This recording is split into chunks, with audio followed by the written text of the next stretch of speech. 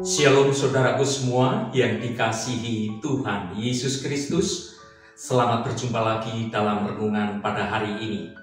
Pada kesempatan ini, doa dan harapan saya untuk saudara semua berada dalam keadaan yang baik, penuh sukacita dan berlimpah berkat Tuhan. Hari ini saya Cornelius Nugroho dari channel Berkat Baru akan menyampaikan renungan dengan judul Berani bertindak dalam kebenaran. Tetapi sebelum kita mendengarkan renungan firman Tuhan ini, mari kita berdoa terlebih dahulu. Bapa Surgawi, Bapa yang kami sembah dalam nama Tuhan Yesus Kristus, Engkau Tuhan yang selalu baik dan mengasihi kami. Kami datang ke hadapan-Mu pada hari ini dengan hati yang penuh rasa syukur dan kerinduan untuk mengenal kehendak-Mu. Kami ingin belajar bagaimana menjadi orang-orang yang berani bertindak dalam kebenaran-Mu di tengah dunia yang penuh dengan tantangan dan godaan ini. Tuhan, kami tahu bahwa Engkau adalah sumber kebenaran dan kekuatan yang tidak terhingga. Engkau adalah pembela kaum tertindas dan pemberi harapan bagi mereka yang putus asa. Kami percaya bahwa Engkau selalu menyertai kami di setiap langkah perjalanan hidup kami. Tuhan, tolong bukakan mata hati kami untuk melihat kebenaran-Mu dengan jelas. Bantulah kami untuk memiliki keberanian untuk bertindak sesuai dengan apa yang kami yakini, meskipun itu sulit dan menantang. Terima kasih Tuhan, dalam nama Tuhan Yesus Kristus kami berdoa. Haleluya. Amin. Saudaraku yang terkasih, kebenaran adalah fondasi yang kokoh dalam kehidupan orang percaya. Ketika kita berani bertindak dalam kebenaran Tuhan, kita memperlihatkan karakter Kristus dan menghormati prinsip-prinsip Tuhan. Sebagai anak-anak Tuhan, kita harus mempraktekkan kebenaran dalam segala aspek kehidupan kita. Kita dapat menemukan kebenaran dalam Yesus yang adalah sumber kebenaran yang sejati. Dengan hidup sesuai dengan ajarannya, kita memperjuangkan kebenaran dan memperlihatkan integritas kita dalam tindakan kita sehari-hari. Memiliki prinsip hidup berarti kita berbicara dengan jujur dan konsisten. Kita harus berani mengatakan ya jika kita berkomitmen dan tidak jika kita memang tidak setuju. Prinsip hidup membutuhkan penilaian yang objektif dan ketulusan hati kita. Kita tidak boleh hanya berbicara tentang kebenaran, tetapi juga harus mau mempraktekannya dalam kehidupan kita sehari-hari. Yesus sendiri selalu memperjuangkan soal kebenaran. Dia mengajarkan tentang kerajaan Allah melalui tindakan dan pengajarannya. Sebagai pengikut Kristus, kita juga memiliki tanggung jawab untuk mempraktekkan kebenaran dan berjuang untuk integritas kita sebagai anak-anak Tuhan. Berbicara tentang kebenaran saja tidak cukup, saudaraku. Kita harus hidup sesuai dengan nilai-nilai kebenaran dari Tuhan. Mari kita berani bertindak dalam kebenaran Tuhan, memperlihatkan integritas dan hidup sesuai dengan ajarannya. Dengan demikian, kita akan menjadi saluran berkat bagi orang lain dan memuliakan nama Tuhan. Saudaraku yang berbahagia, hidup di zaman sekarang ini sangat jarang dijumpai orang yang berani bertindak dalam kebenaran, dalam membela sesamanya. Dalam renungan hari ini, kita akan belajar dari kisah Obadja yang berani bertindak meski nyawa menjadi taruhannya. Kita akan baca 1 Raja-Raja pasal 18 ayat 3 dan 4. Sebab itu Ahab telah memanggil Obadja yang menjadi kepala istana. Obadja itu seorang yang sungguh-sungguh takut akan Tuhan. Karena pada waktu Isabel melenyapkan nabi-nabi Tuhan, Obadja mengambil 100 orang nabi, lalu menyembunyikan mereka 50 sekelompok dalam gua dan mengurus makanan dan minuman mereka. Saudaraku, Obadja adalah kepala istana kerajaan Israel Utara. Ia adalah seorang yang berani, yang mau mengambil resiko dalam situasi yang sulit. Obadja sungguh-sungguh takut akan Tuhan. Tetapi di sisi lain, Obadja melayani seorang raja, yaitu Ahab, yang menentang Tuhan. Ratu Isabel adalah wanita yang jahat. Dia adalah istri dari Raja Ahab. Isabel, wanita yang jahat ini, hendak melenyapkan semua nabi-nabi Tuhan. Tetapi secara diam-diam, Obadja menentang rencana tersebut dan menyembunyikan 100 nabi dalam gua, serta mengurus makanan dan minuman mereka selama dalam persembunyian itu. Tindakan Obadja ini sungguh berani, apalagi mengingat bahwa Obadja adalah orang biasa, dia bukan seorang nabi. Ia berani mengambil risiko. Bila tindakannya itu sampai ketahuan, ia pasti akan dibunuh oleh Isabel. Saudaraku yang dikasihi Tuhan, dari kisah Obadja ini kita bisa merenungkan arti berani bertindak dalam kebenaran Tuhan.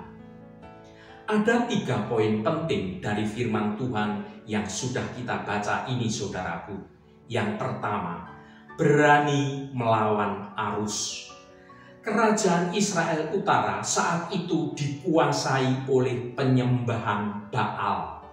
Obadja berani bertindak berbeda, melawan arus yang ada saat itu.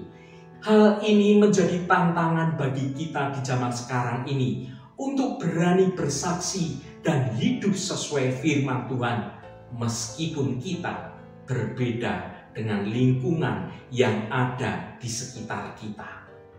Mari kita baca Roma pasal 12 ayat 2. Janganlah kamu menjadi serupa dengan dunia ini, tetapi berubahlah oleh pembaruan budimu, sehingga kamu dapat membedakan manakah kehendak Allah, apa yang baik, yang berkenan kepada Allah, dan yang sempurna. Saudaraku, firman Tuhan ini menjadi pengingat penting bagi kita sebagai anak-anak Tuhan untuk menjalani kehidupan yang berbeda. Dunia dengan segala daya tarik dan juga trennya bisa menjauhkan kita dari jalan kebenaran Tuhan. Dunia ini menawarkan banyak hal yang menggiurkan, keinginan untuk sukses, hidup dalam kemewahan, atau mencari kesenangan diri, kepuasan diri. Hal ini bisa membuat kita menjadi terlena.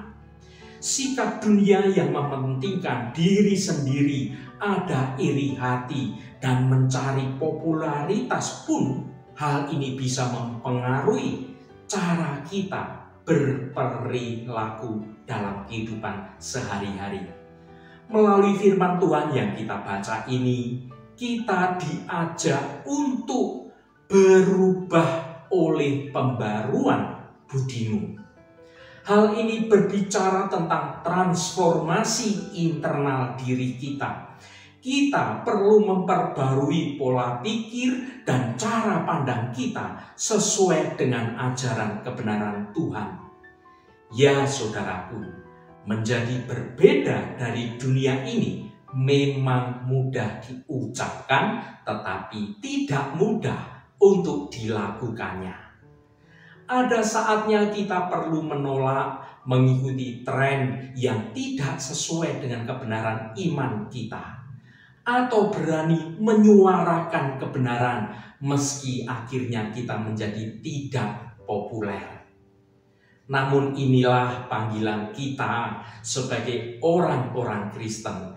Dengan hidup berbeda, kita justru menjadi terang dan menjadi garam bagi dunia ini. Yang kedua, saudaraku, berani memprioritaskan Tuhan.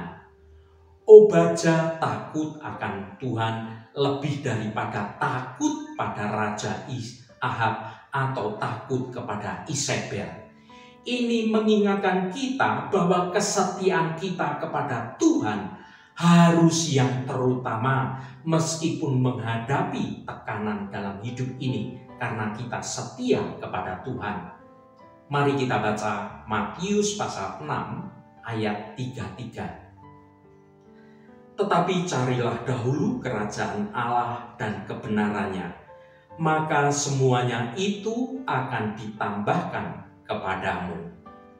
Saudaraku, ayat ini bagaikan kompas ilahi menuntun kita untuk berani menempatkan Tuhan di atas segala hal.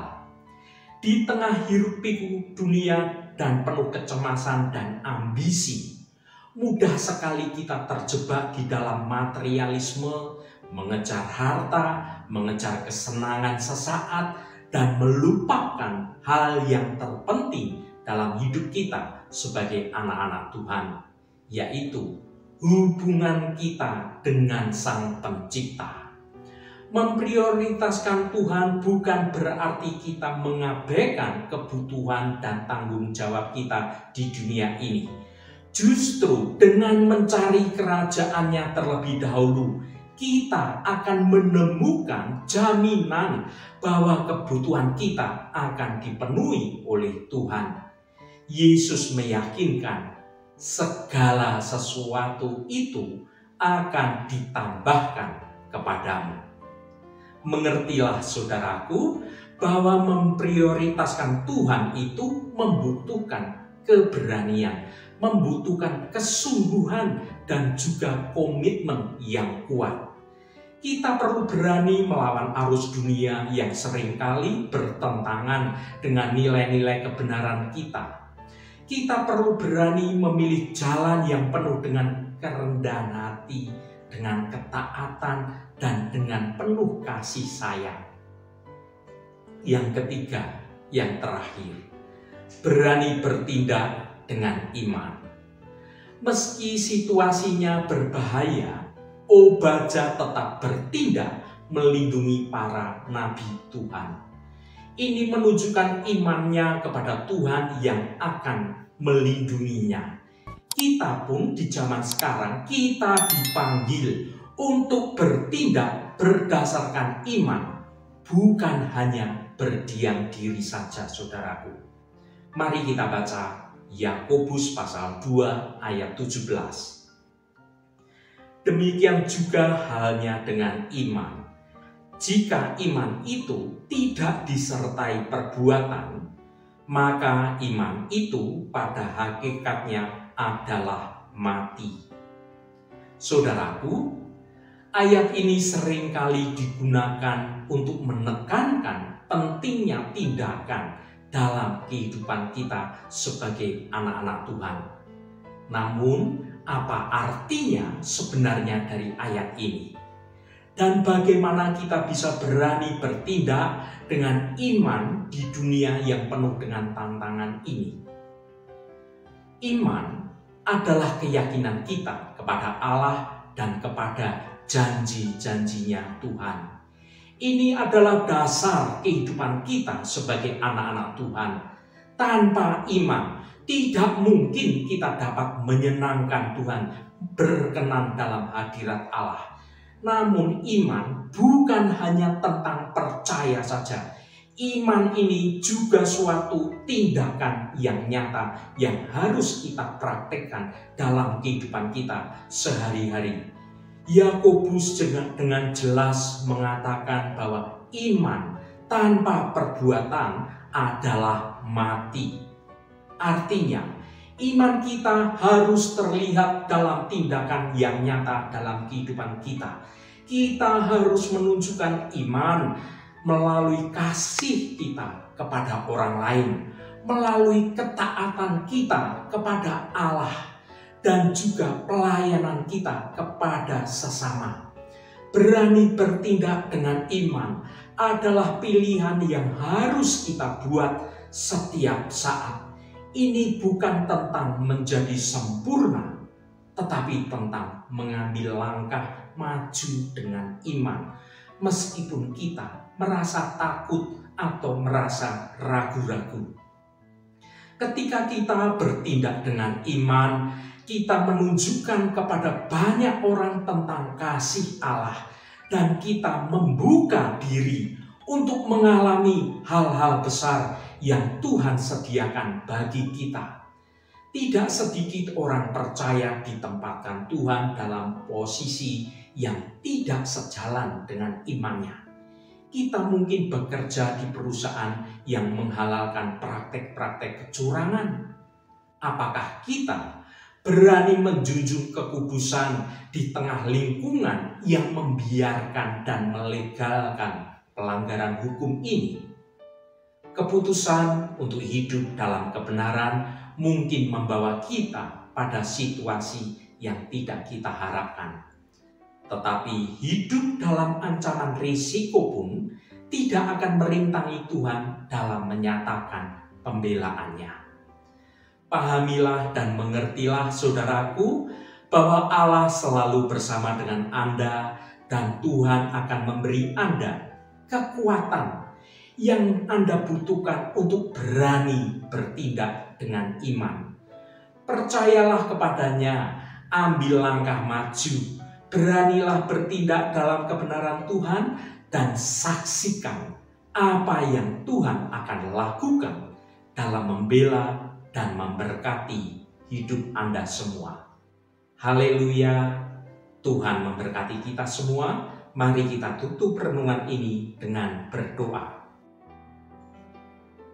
Allah Bapa yang kami sembah dalam nama Tuhan Yesus Kristus, terima kasih atas kebenaran firman-Mu yang sudah kami dengar pada hari ini.